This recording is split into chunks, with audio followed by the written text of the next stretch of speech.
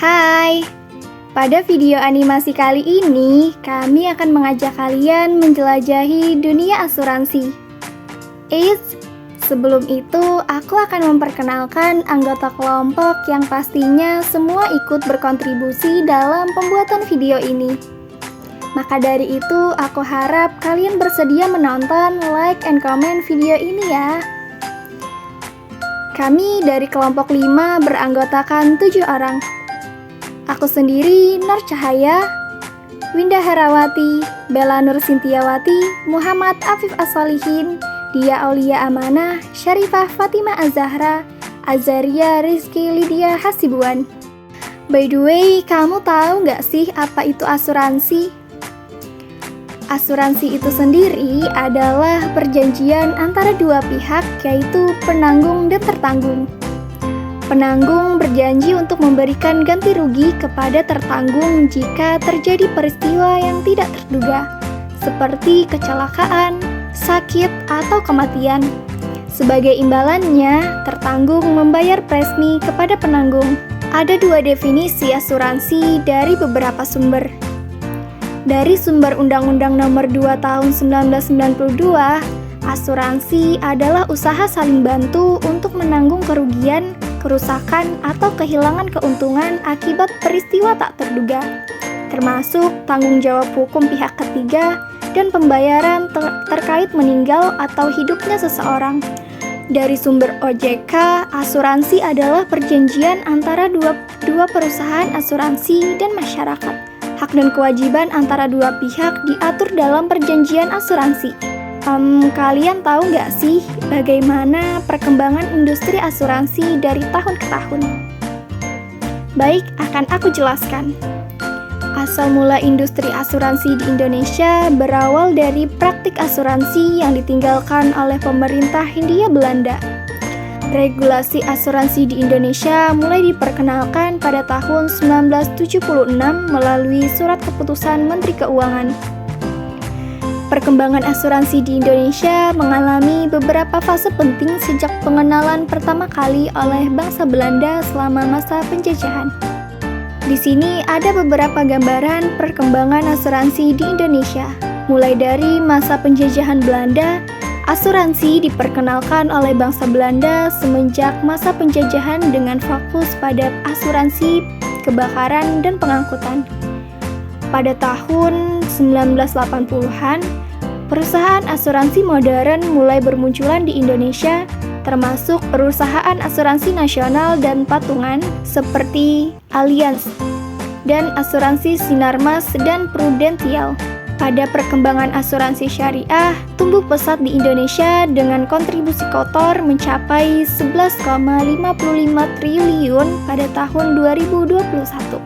Asuransi syariah menggunakan sistem akad sesuai dengan prinsip syariah Islam. Industri asuransi di Indonesia terus berkembang sejak masa penjajahan dengan tantangan yang perlu diatasi. Meskipun demikian, industri asuransi diharapkan terus berkembang dalam lindungan masyarakat dan dukungan pertumbuhan ekonomi nasional.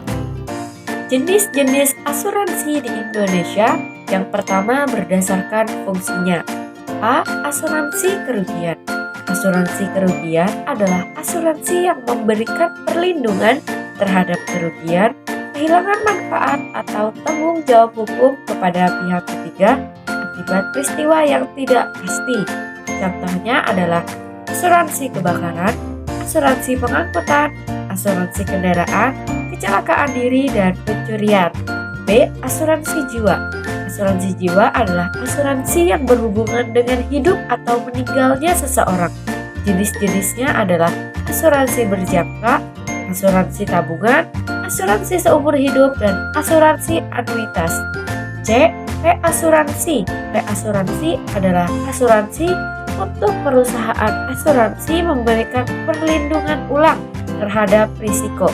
Jenis-jenisnya adalah treaty, fakultatif, dan kombinasi. 2. Berdasarkan kepemilikannya. A. Asuransi milik pemerintah.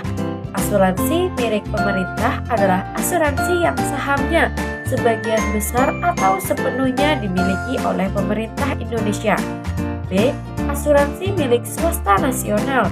Asuransi milik swasta nasional adalah asuransi yang dimiliki sepenuhnya oleh swasta nasional. Pemilik saham terbesar memiliki suara terbanyak dalam rapat umum pemegang saham atau RUPS. C. Asuransi milik perusahaan asing. Asuransi milik perusahaan asing adalah asuransi yang merupakan cabang dari perusahaan asing dan dimiliki sepenuhnya oleh pihak asing. D. Asuransi milik campuran. Asuransi milik campuran adalah asuransi yang sahamnya dimiliki bersama oleh swasta nasional dan pihak asing. Berikutnya, prinsip-prinsip asuransi. Prinsip-prinsip asuransi terbagi menjadi 6. Yang pertama, insurable interest merupakan hal berdasarkan hukum untuk mempertanggungjawabkan suatu resiko yang berkaitan dengan keuangan. Yang kedua, utmost good faith atau itikat baik. Dalam penetapan setiap suatu kontrak haruslah didasarkan kepada itikat baik antara tertanggung dan penanggung mengenai seluruh informasi, baik material dan imaterial. Ketiga, indemnity atau ganti rugi, yang artinya mengendalikan posisi keuangan tertanggung setelah terjadi kerugian seperti pada posisi sebelum terjadi kerugian tersebut. Keempat, proximate cause adalah sebab aktif, efisien yang mengakibatkan terjadinya suatu peristiwa secara berantai atau berurutan dari intervensi kekuatan lain, diawali dan bekerja dengan aktif dari suatu sumber baru dan independen. Kelima, subrogation merupakan hak penanggung jawab yang telah memberikan ganti rugi kepada tertanggung untuk menuntut pihak lain yang mengakibatkan kepentingan asuransinya mengalami suatu peristiwa kerugian. Yang terakhir, contribution, suatu prinsip di mana penanggung berhak mengajak penanggung-penanggung lain yang memiliki kepentingan yang sama untuk ikut bersama membayar ganti rugi kepada seseorang tertanggung. Selanjutnya ada keuntungan asuransi.